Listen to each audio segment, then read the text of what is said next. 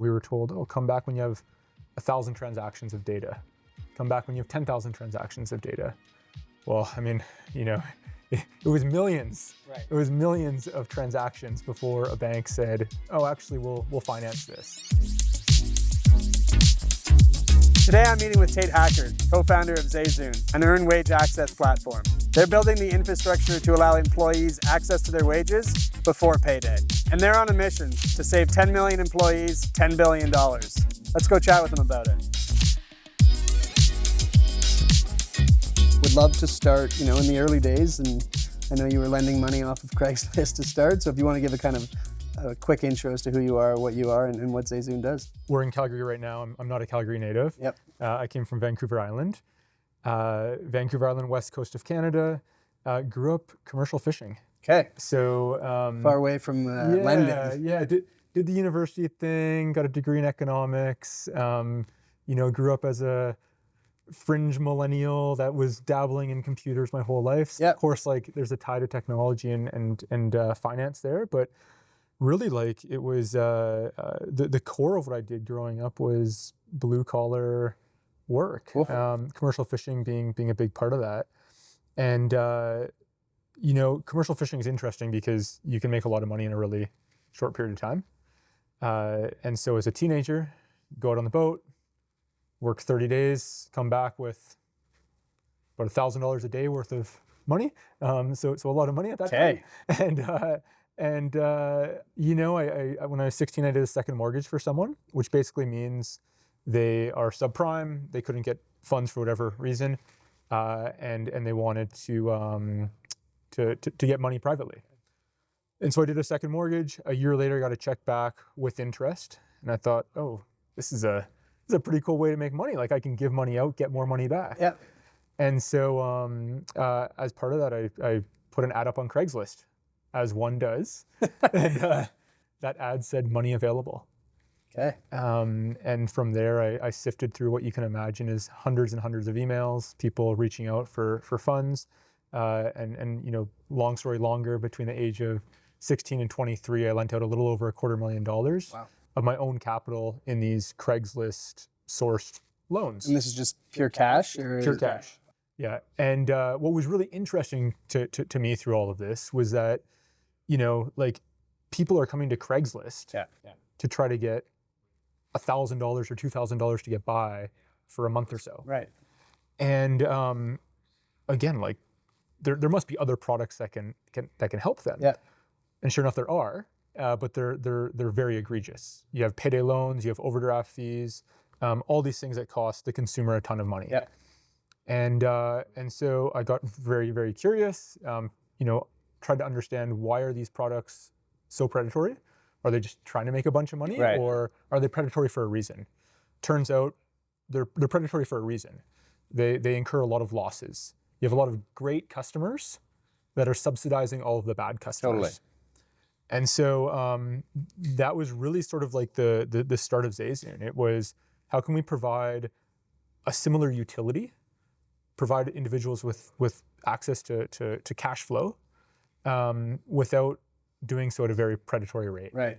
Over the years, that's of course formed into an entire industry, earned wage access, but that was really at the beginning. When you were lending it out at Craigslist, what was your underwriting philosophy like? How did you actually decide if this person was worthy of these funds or not? I think a lot of entrepreneurship is intuition and pattern recognition. I mean, that's what intuition is, right? It's ultimately pattern recognition over a long enough time horizon. And at the time, you don't always know exactly why your gut's telling you something, but over the years, you can form a story as to, why you felt a certain way. And so I've reflected on that over the years. And thinking back to it, the underwriting mechanism was really grounded in what do I believe an individual's propensity to repay is? You probably are just in a hard time. You kind of don't know how to budget. You think you can pay me back in 6 months. It's probably going to take you 12. Right. So let's build a payment plan accordingly based on that. Talk a little bit about your ties to the Canadian market, and then what ultimately led you to going to the US before coming back. There's a couple challenges. So one is the challenge specific to ZayZoon. Yep. And the other challenge I think is more specific, just general to Canada. Okay. Right. So the challenge specific to ZayZoon is our whole business is based off of giving individuals access to their pay early. We partner with payroll companies as a distribution channel to do so. Canada just doesn't have many payroll companies. 85% of the individuals are paid through 2 providers. Contrasted with the US, there's hundreds of payroll providers down there. And it's a very fragmented market. Okay. Back in 2014, 2015, when we launched, there's no way that we were going to get an ADP or a Ceridian to partner with us, right? So that's very like specific to ZayZoon. Now I think like the more general Canadianness is like, man, it's just difficult to do business here. Yeah. Like no one gets in trouble for kind of doing the status quo. No one's going to get in trouble for picking the legacy software vendor and or not making a decision. And so when you come with a brand new solution, like a brand new, really like revolutionary idea to market, it's difficult to make a go of it. When you look to kind of what those partnerships look like for ZayZoon, obviously you guys have multiple different parties involved. You have the payroll providers, you have then the banks, and then you have ultimately your end consumer. B2B2C, I imagine, is the model that you guys go with. Can you talk a little bit about how it's been a challenge to grow those partnerships? It's 1,000% a challenge. There's a trust component there at all 3 levels, you know, at the payroll level, the business level, and the employee level. I remember when we first started, you know, we tried to get financing through banks to actually provide out our EWA, the earned wages. And we were told, oh, come back when you have 1,000 transactions of data. Come back when you have 10,000 transactions of data. Well, I mean, you know, it was millions. Right. It was millions of transactions before a bank said, oh, actually, we'll finance this. Let's talk a little bit about growing and the growing pains of scaling an organization like this. When you really started to see that product market fit, where did you struggle? And then what did you do to kind of make sure that you righted the ship? Early days, ZayZoon, like we called it swivel chair. Okay. So what would happen is someone would come in with a request for their pay early. I would get that notification to my email. I would log into Interact eTransfer. I would put in that person's email, send the money, and then swivel chair back, send an email to that person and be like, hey, your money's on its way. Like it was very, very manual, right? But I think that's like also really important and key to a business, right? You need to do the things that don't scale. Totally. It allows you to have those conversations with your customers. It allows you to like really understand each process intimately. Like one of the biggest mistakes founders, companies make is like they put all this process and like automation in place. Yeah. Because building product's sexy and like automation's sexy. The problem with that is like you completely miss all those intimate moments and all those moments where like you can talk with a customer and send a manual email to a customer. And so kind of speak to some of those use cases that you were mentioning. Obviously there's a huge subsection of the market that does live paycheck to paycheck. What are some examples where you see it being so meaningful and like it's changing people's lives? People use ZayZoon for necessities, groceries, gas, medications. Are there any that stick out, like that you remember blatantly from the early days? Oh, it's a good question. Yeah, customers standing in line in a grocery store and basically said like, hey, I'm in line. I don't got enough cash. Like this better work. I messaged back and was like, check your bank account. They sent through like all these emoji. They're just like ecstatic, right? That is like that moment of trust. Man, we used to, early days, like an Interact eTransfer wouldn't land in 30 minutes all the time, right? Like sometimes it'd get caught up. Again, this is like 2016, right?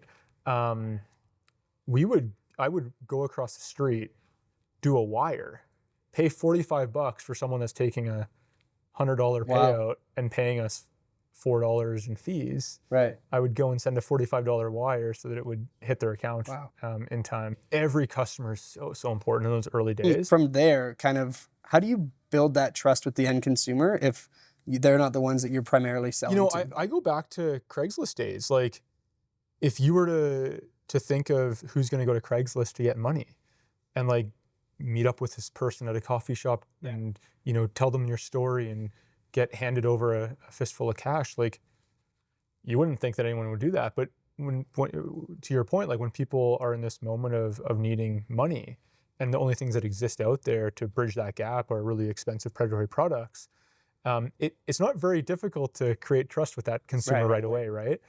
Really, it's like, are you doing what you said you were going to do, which is someone logs into the ZayZoon app, is there money there available for them based on the hours that they've worked? Yeah. And then two, that money, is it going to actually get to them in seconds? Right. If we can accomplish those two things, I mean, we're doing 99% of the trust building right there. Let's go to loan versus advance, because I think that that's a really important topic when we look at, payday predatory lending versus merchant cash advance, or in this case, earned wage access. We've always approached this with the mindset of, are we able to leave the employee in a better position than when we first interacted with them, right? And are we being transparent? Are we, protecting the consumer? One thing ZayZoon was a trailblazer at was this concept of embedded earned wage access. Okay. Every other earned wage access provider was going either direct to the consumer or going, business by business and getting an employer to offer this as a benefit to their staff. We went one layer up. Right. And we said, what if we can embed our technology? What if we can embed our infrastructure? Be the Flinks infrastructure play for the payroll ecosystem. And so now, like as a payroll company, you're sitting on this massive asset.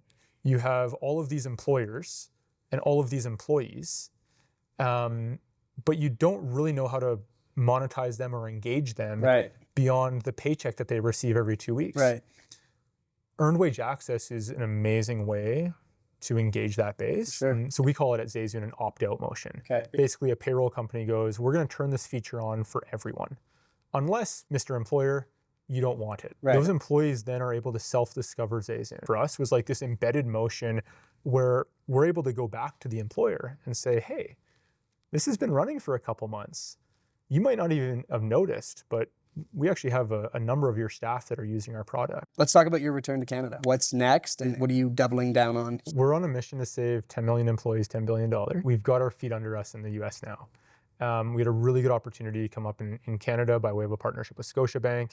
That's now 2 years old. That was a really good catalyst for us to go, you know what?